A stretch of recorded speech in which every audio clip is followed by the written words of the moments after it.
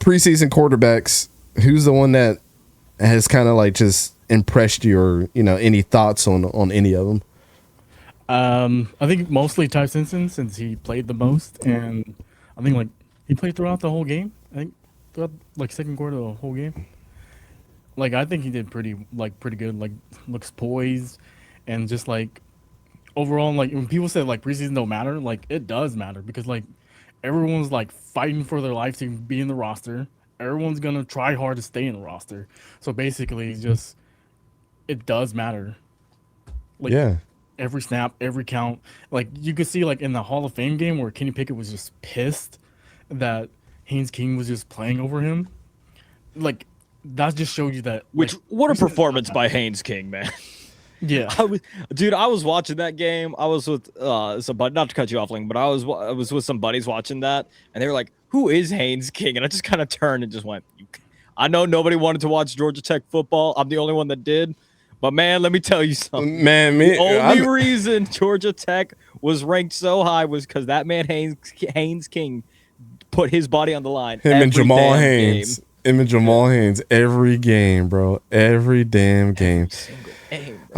Yeah, I shed a single tear for my boy. I was about to say that was a thug tear was shed that day for Haynes King. Yeah, I think I got my life together where I can go and do this now. So, all right, let's get back to it. But yeah, man, Ty Simpson he threw the ball the most so far this preseason out of any of the.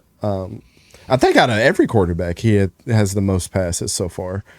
But every throw he made, well, not every throw, but the majority of the throws that he made, I'm like, how can we just sit up here and just not understand that this dude literally carried Alabama and now it's showing up on the film? Yeah. Now. And what's crazy too with Ty Simpson is it's like, a lot of people, obviously, when the first pick happens, nobody knew about the Myles Garrett thing happening. It was, a lot of people were mad at it being the 13th overall pick. But again, you look at it of Matt Stafford getting him ready for eventually when Matt Stafford leaves. But I don't think a lot of people looked at it of Matt Stafford being 30 plus years old. If he goes down, were you really confident in somebody like Stetson Bennett taking over? You watch Ty Simpson this last preseason game, and yes, still, he still looked like a rookie where, some things like he looks a bit rattled at times, but also you looked at him and you go, yeah, that's an NFL quarterback that if Stafford has to go out for a game, a couple of weeks or something along the lines of that, you're not entirely too worried if you're a Rams fan. And this is what we've been trying to tell Rams fans for the longest time. Like, dude, if you're banking on the next draft of quarterbacks, right? And we all understand the caliber of those dudes that are coming out. But to me, there's nothing says that you can give a leg up on a guy like Ty Simpson right now that has just come off of carrying his team going into an NFL offense where he's going to be totally dialed in because he sat behind Bryce Young and the rest of those guys. And so he can wait his turn, which is very valuable for a coach to know that this guy's willing to learn. And then you have guys on the internet that are just constantly like, well, I don't know if Ty Simpson can. I don't know why we wasted a pick on him when he's going to look like a number one quarterback next year on your roster when Matt Stafford goes in there and hoists the Lombardi Trophy this year. And nobody's going to bat an eye when the offense is still steamrolling people. And so just because people don't see the vision right now doesn't mean that it was a bad decision by what the Rams were doing. This regime has totally changed around itself on how it's organizing its whole organization. So especially when you look at the, what was the method of the last time that the Rams won the Super Bowl? F them picks. They secured a quarterback to be a backup this year or the next 2 years if Stafford goes down, and then eventually be the future face of the franchise, while also throwing picks, not throwing, but like trading picks away that they would have used to eventually get a franchise quarterback to get, the best defensive player in the NFL in Myles Garrett. So you got, reigning defensive player of the year, as well as a future quarterback, for your franchise. And again, as we've seen in the preseason, looked really good. Didn't really panic. His pocket presence that we've seen from, Alabama, where he was constantly on the run and constantly moving around, it still showed that he can carry that into the NFL.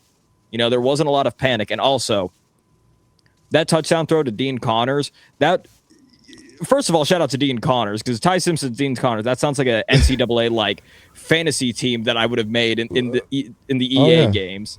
That was beautiful to watch. Yeah, Dean Connors, an underground favorite here. Yeah, we've been watching you since Rice, sir. We understand who you are. Don't get it twisted. We ain't gonna talk. Version would kick my ass constantly. You know what I'm saying? Bro. We ain't gonna talk about the weird ass transfer that you did from Rice to Houston, which is only like 10 miles down the road. But we ain't gonna say anything about that. We know the caliber of player that you are. Yeah, I mean, you're absolutely right. I think people just need to. If a team has had success like the Rams for this long, it's about trust the process. And, the Eagles just had, they did it with drafting Jalen Hurts. Didn't they draft Jalen Hurts in the second round? Yeah, they drafted Jalen Hurts in the second round, 53rd pick. I think that was also, I think Carson Wentz was also in his MVP. Yeah, and they traded Sam Bradford away immediately after Carson Wentz. Yeah. So if anybody knows about it, it's the Eagles, and it got them, what, 2 Super Bowl appearance and a Super Bowl win, right? Correct. Yeah. And ever since Nick Sirianni and Jalen Hurts have gone to the playoffs every year as head coach and starting quarterback. So, I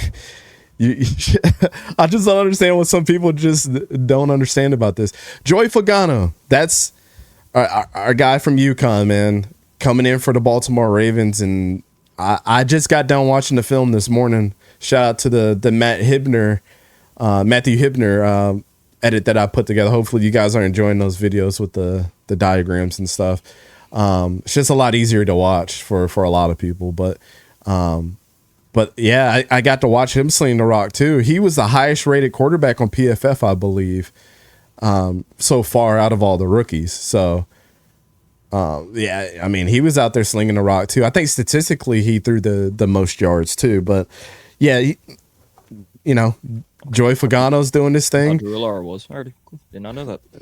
I think the last time I checked it was Joey Fagano that Probably was number one.